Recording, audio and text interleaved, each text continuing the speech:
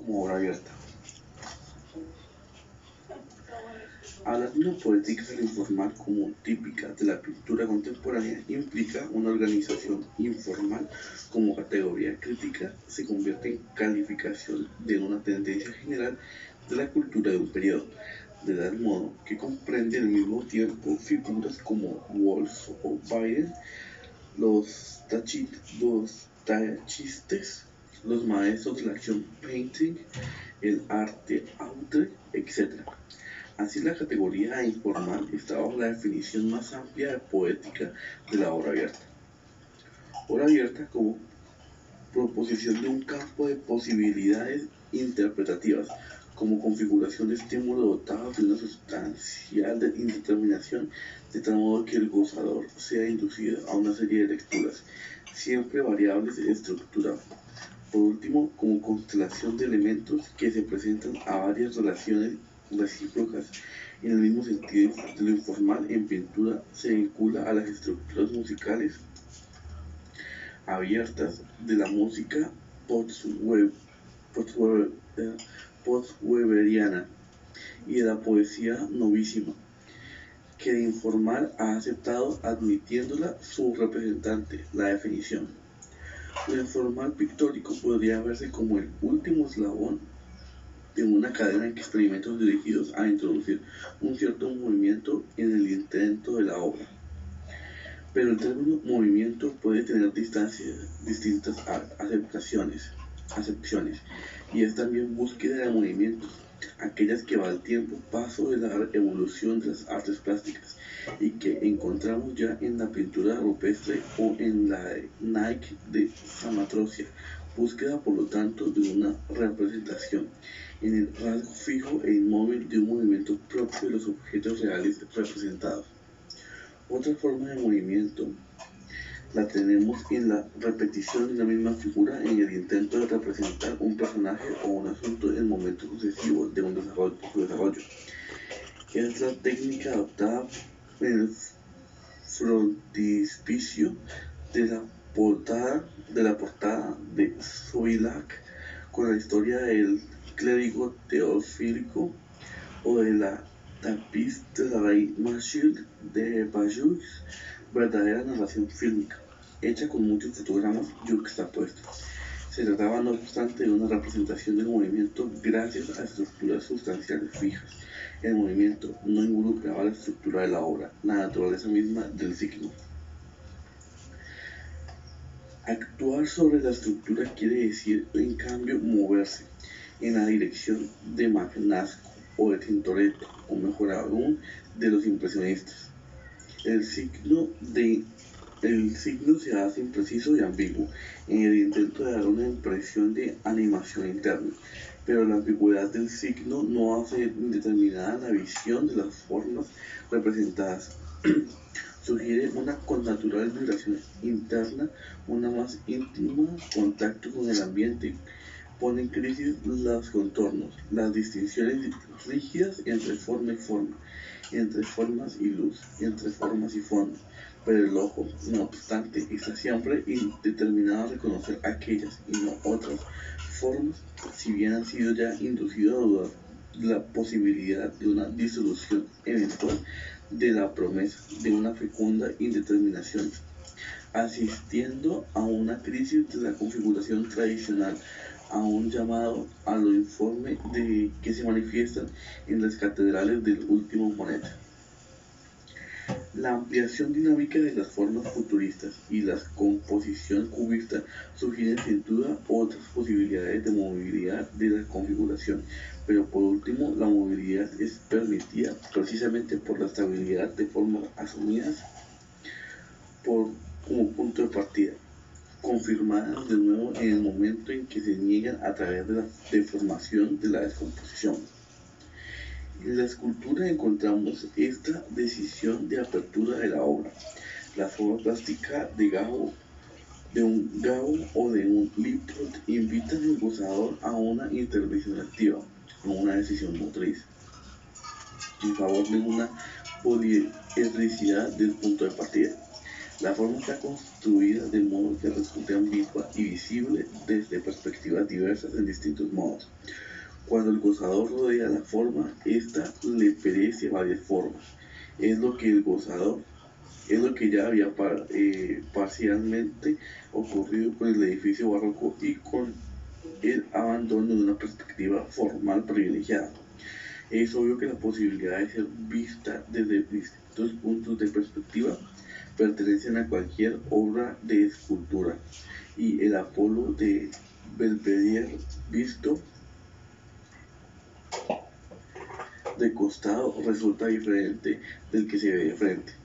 Pero fuera del caso en que la obra está construida de modo que exige la exclusiva visión frontal, pensemos en las estatuas y columnas de las catedrales góticas. Las formas vistas desde varias perspectivas tienen siempre a hacer converger en dirección la atención sobre el resultado total, respecto al cual los aspectos distintos de las perspectivas son complementarios y permiten que los considere acumulativamente. El Apolo visto desde la parte superior deja adivinar el Apolo total.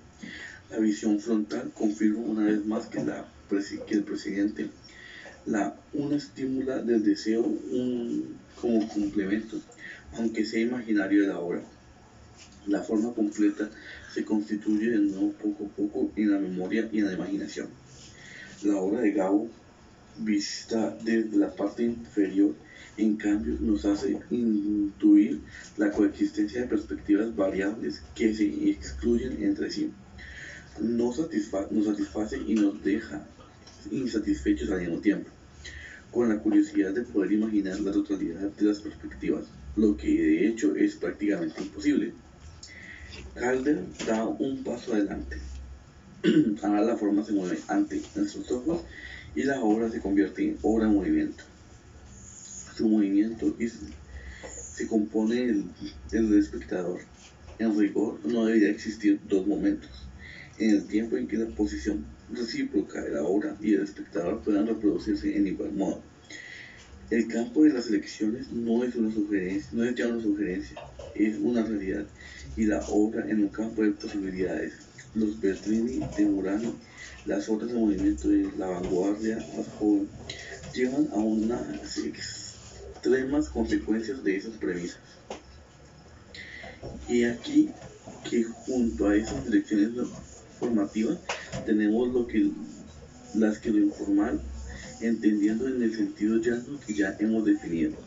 no ya obra en movimiento, porque el cuadro está ahí, ante nuestros ojos, definido de una vez por todas, físicamente, y los ojos pictóricos que lo componen, ni obra que exige el movimiento del gozador, así cuando lo exige cualquier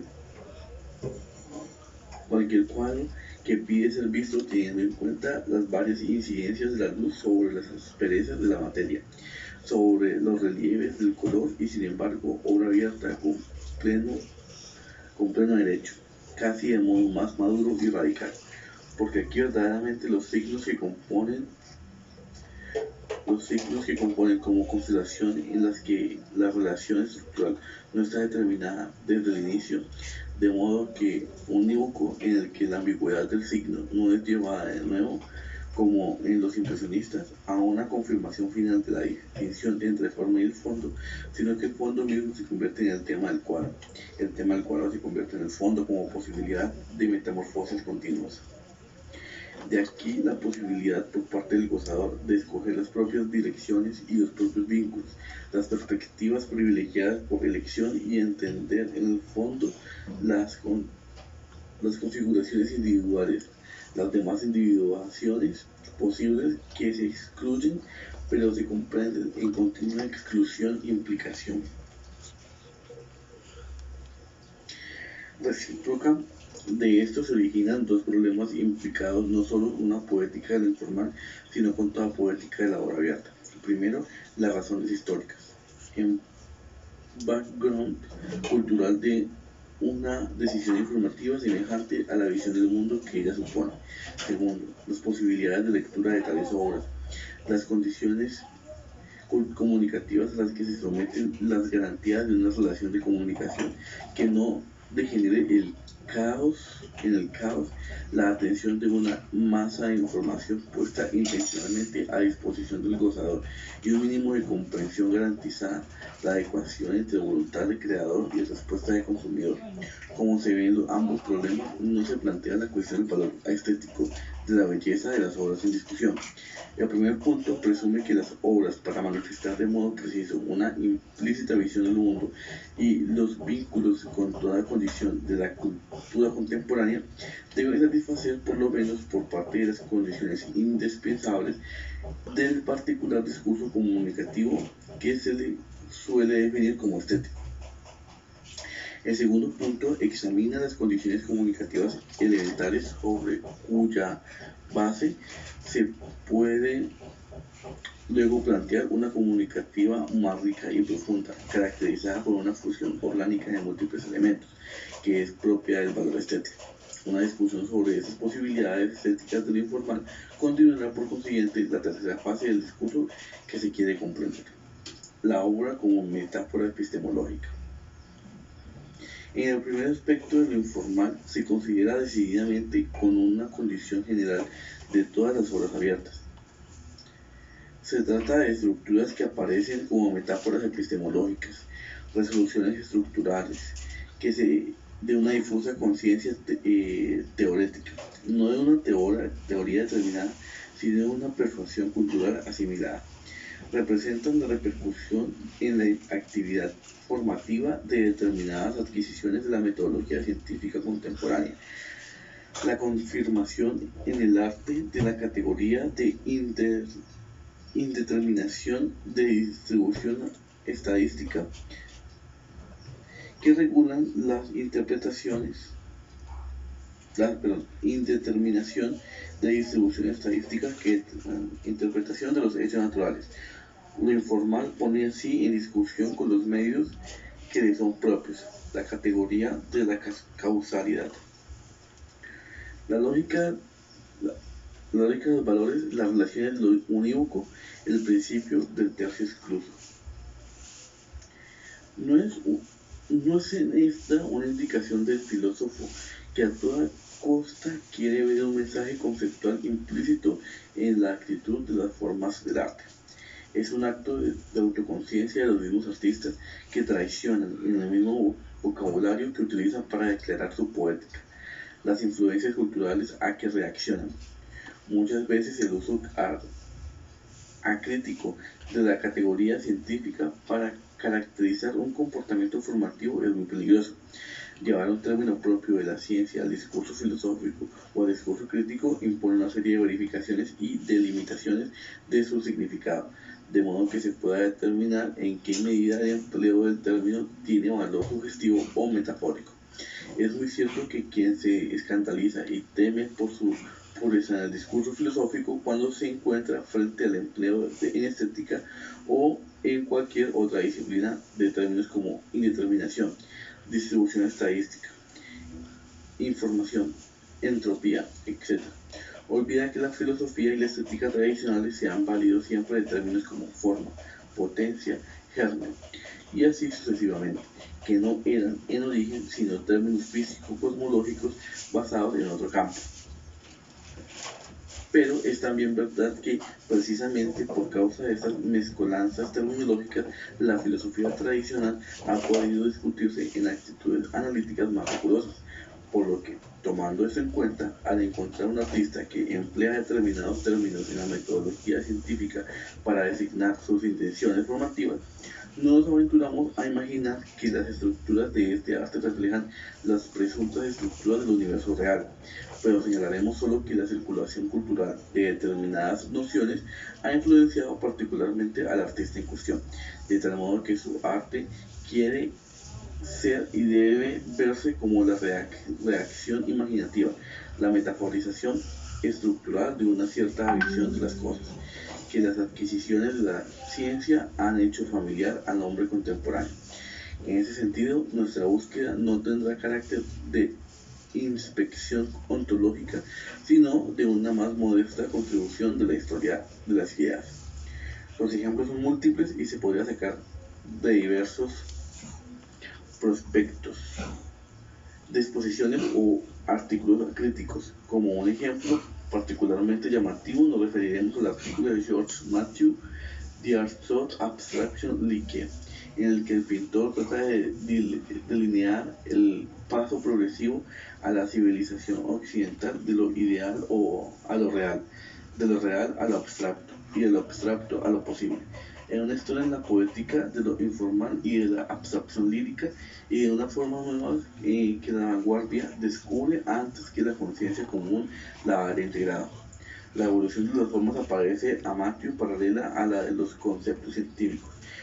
Si asistimos al derrumbe de todos los valores clásicos en el dominio del arte, una revolución paralela igualmente profunda tiene lugar en el sector de las ciencias, donde el jaque reciente de los conceptos sobre el espacio, la materia, la paridad, la gravitación, el resurgir de las nociones de indeterminismo y la probabilidad de contradicción de entropía, plantean por todas partes el despertar de un misticismo y las posibilidades de un nuevo trascendentalismo. Estamos de acuerdo en que en el plano metodológico, una noción como la que indeterminación no plantea ninguna posibilidad mística, sino que permite solamente describir con la cautela decidida algunos acontecimientos microfísicos y que no debe concederse en el plano filosófico asumirla con demasiada desenvoltura. Pero si el pintor, Matthew en este caso, lo acoge de ese modo y si hace de ella un estímulo imaginativo, no podemos dudar sobre su derecho a hacerlo. Será preciso examinar, en cambio, si el estímulo a la estructuración de signos pictóricos se conserva una cierta analogía entre la visión de las cosas implícitas en la noción metodológica y la que manifiestan las nuevas formas. Como ya hemos dicho en otro lugar, la poética del barroco reacciona en el fondo de una nueva visión del cosmos introducida por la revolución copernicana, sugerida casi de los términos figurativos por el descubrimiento de la elipsis de las órbitas planetarias realizado por Kepler, descubriendo que pone en crisis la posición privilegiada del círculo como símbolo clásico de perfección cósmica, y así como la posibilidad múltiple de perspectivas del edificio barroco reciente en concepción ya no geocéntrica y por lo tanto ya no antropocéntrica, de un universo ampliado en dirección del infinito también hoy, como hace el mismo Matthew procedimiento de sus artículos. En su teoría posible establecer paralelos entre los advenimiento de unas nuevas geométricas no euclidianas y el abandono de las formas geométricas clásicas realizado por Fauves y por el cubismo, entre la aparición de la escena matemática de los números imaginarios y transfinitos y de la teoría de los conjuntos y la aparición de la pintura abstracta, entre los intentos de la axiomatización de la geométrica de Hilbert y los primeros intentos de neoplasticismo y del constructivismo. Por último, la teoría de los juegos de von Neumann y Morgenstern,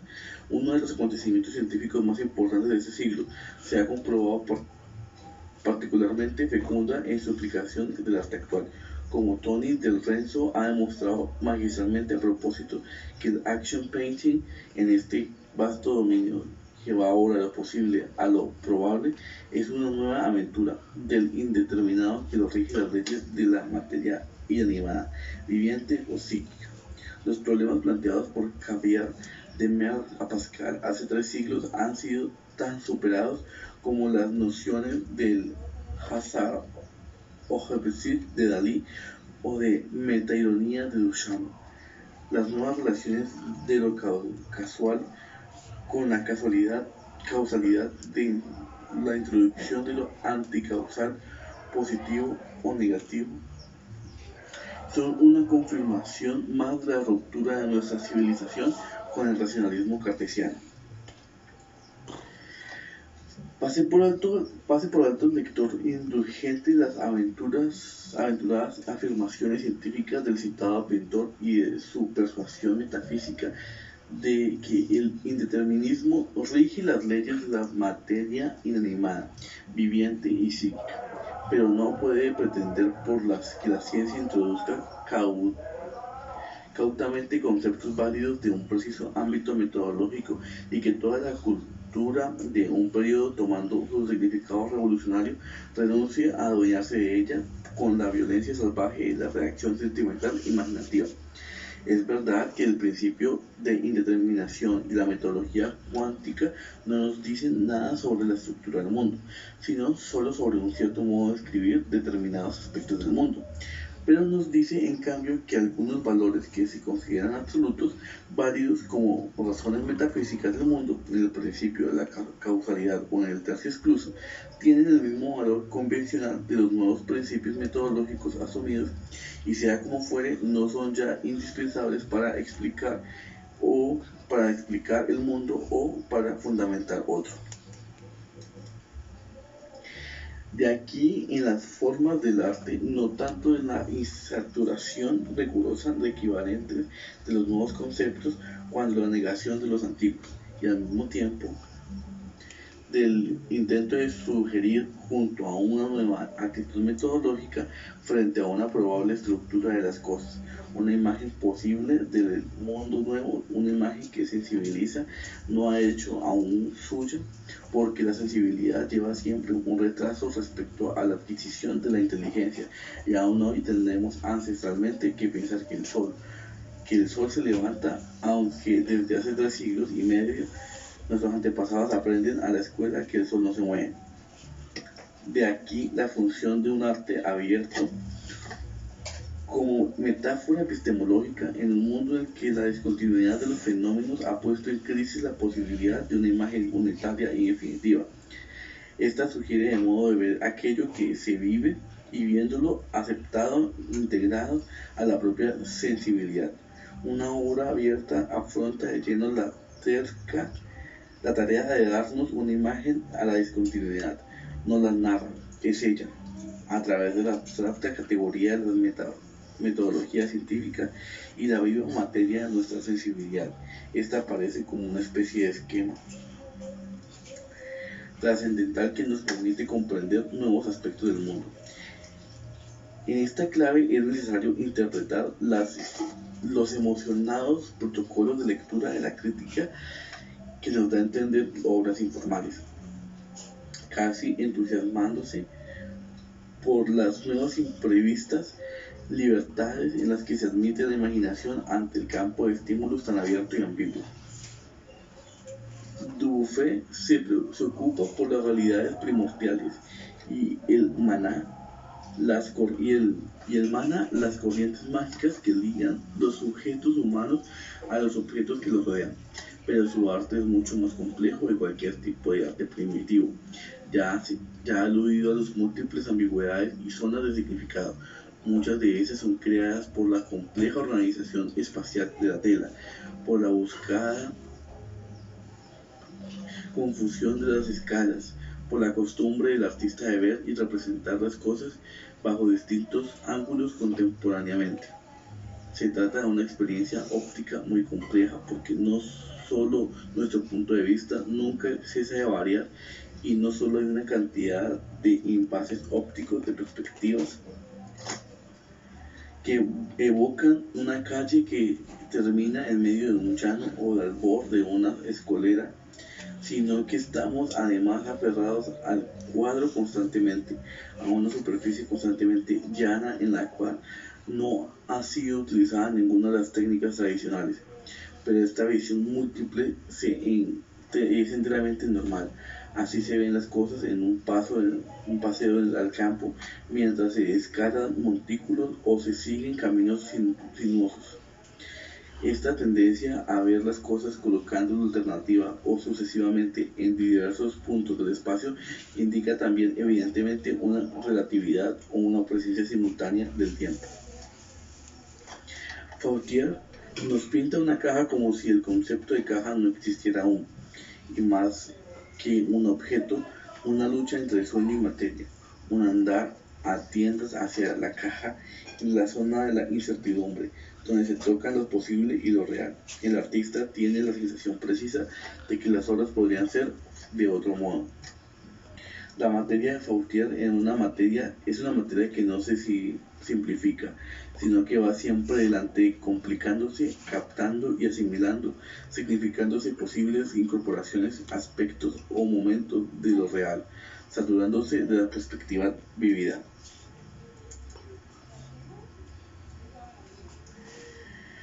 Bien distintos y asimismo precisos los atributos que es necesario asegurar a la representación de Dubuffet.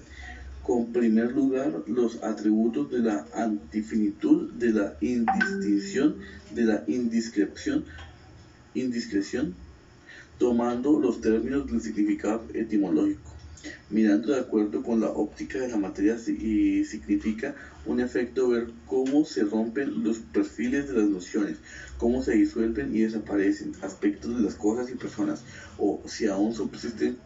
escrupulosas huellas provistas de una definición formal, cualquiera discernibles a la vista. Semejante óptica impone una crisis de inflación multiplicándolos, confundiéndolos en un corro de proyecciones y desdoblamientos. El lector se excita por lo tanto frente a la libertad de la obra, a una proliferación activa infinita de la misma, frente a la riqueza de sus añadidos internos, de las proyecciones inconsistentes que ella involucra, a la invitación que le hace la tela a no dejarse determinar por los nexos causales y por las tentaciones de lo unívoco, enseñándose a una transacción rica de descubrimientos cada vez más imprevisibles. De estos protocolos de lectura, quizá el más rico y el que más puede preocuparnos es el que debe a Audiberti cuando nos cuenta que ve en la pintura de Camille Bryan. Finalmente, habla en italiano.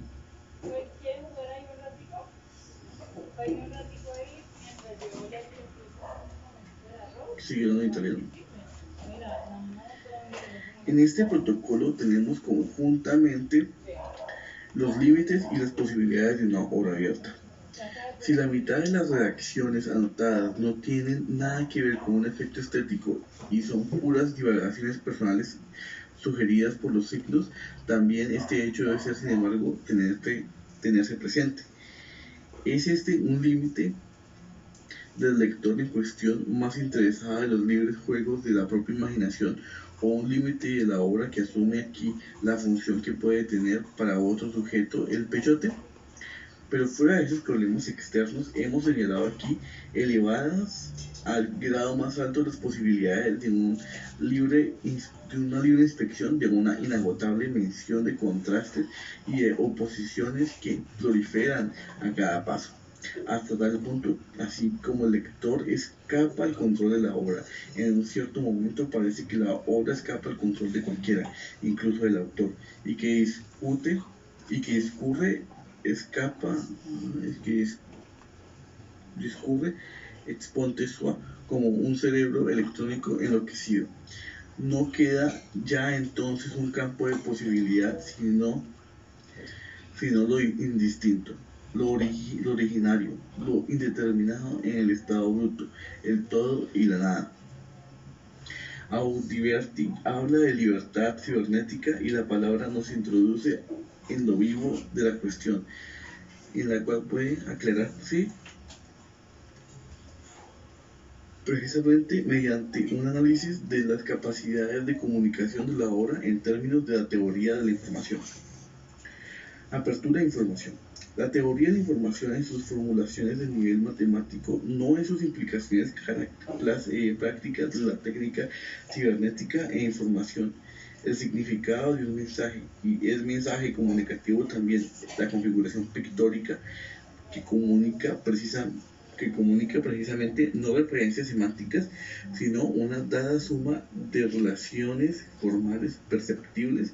entre sus elementos. Se establece en proporción al orden, a lo convencional y a lo tanto a la redundancia de la estructura. Tanto más el significado es claro e inequívoco, cuanto más me atengo a las reglas de probabilidades, a leyes de organización prefijadas y reiteradas a través de la repetición de los elementos previsibles. Recíprocamente, cuanto más improbable se hace la estructura ambigua, imprevisible, desordenada, tanto más aumenta la información entendida por lo tanto como posibilidad informativa. En ciertas condiciones de comunicación se persigue el significado, el orden, lo obvio. En el caso de la comunicación a uso práctico, desde la carta del símbolo que indica en las carreteras que tienden a ser comprendidos unívocamente sin posibilidad de malentendidos o interpretaciones personales. En otros casos, en cambio, se persigue el valor de información, la riqueza no reducida de los significados posibles, en este caso de la comunicación artística y el efecto estético, que una búsqueda de la clave de la información ayuda a explicar sin fundar por lo demás definitivamente. Se ha dicho ya que cualquier forma del arte, aún si adopta las convenciones de un discurso común o símbolos figurativos aceptados por la tradición, funda su propio valor en una novedad de organización del material dado, que constituye en cada caso un aumento de información para el gozador, pero a través de vuelos originales y rupturas provisorias del orden de previsiones, un arte clásico tiende en el fondo a reconfirmar las estructuras aceptadas por la sensibilidad común a la que se le dirige, oponiéndose a determinaciones leyes de redundancia solo para reconfirmarlas de nuevo, aun cuando sea de modo original. En cambio, el arte contemporáneo parece que persigue como valor primario una intencionada ruptura de las leyes de probabilidad que rigen el discurso común, poniendo en crisis los supuestos en el momento mismo en que se vale de ellos para deformarlo. El poeta que dice fe en sustancias de cosas esperadas, adopta las leyes gramaticales y sintácticas del lenguaje de su tiempo para comunicar un concepto ya aceptado por la teología corriente. La comunidad de un modo particular concreto, puesto que organiza términos escogidos cuidadosamente de acuerdo con las leyes inesperadas y relaciones originales, fundiendo así estrecha y genialmente el contenido semántico de los sonidos y con el ritmo general de la frase para hacerla nueva, intraducible, vivaz y persuasiva, capaz por consiguiente de dar al oyente una gran cantidad de información que sin embargo no es información semántica, tal como para enriquecer la conciencia de las referencias externas implicadas, sino información estética, información que se vierte sobre la riqueza de la forma dada. En cambio, el poeta contemporáneo que dice Plains dont je passe la nuit, si bien realiza la misma operación que el poeta antiguo, organizando una particular relación contenidos semánticos, material sonoro, ritmos, persigue evidentemente una intención distinta. No reconfirmar de modo hermoso, de modo agradable, una lengua aceptada e ideas adquiridas, sino romper las convenciones de la lengua aceptada y de los habituales módulos de concatenación de las ideas para proponer un uso inopiniano de la lengua y de una lógica no habitual de las imágenes, tal que dé al lector un tipo de información, una posibilidad de interpretaciones, una serie de sugerencias que son del polo opuesto al significado como comunicación de un mensaje unívoco. Ahora, el discurso que hacemos sobre la información lleva precisamente a este aspecto de la comunicación artística, independientemente de las demás connotaciones estéticas de un mensaje. Se trata de determinar hasta qué punto esta voluntad de novedad informativa se concilia con las posibilidades de comunicación entre autor y gozador. Consideremos una serie de ejemplos musicales. Esta frase de un pequeño minuet de Bach. Podemos inmediatamente notar cómo la adición de una convención probabilística y de una cierta redundancia concurren a hacer claro y unívoco el significado del mensaje musical. La regla de probabilidad de la gramática tonal, a la cual está habitualmente educada la sensibilidad del oyente occidental postmedieval. En ella, los intervalos no constituyen simples diferencias de frecuencia, sino que implican la realización de relaciones orgánicas en el contexto. El oído escogerá siempre el camino más simple para aprender estas relaciones de acuerdo con un índice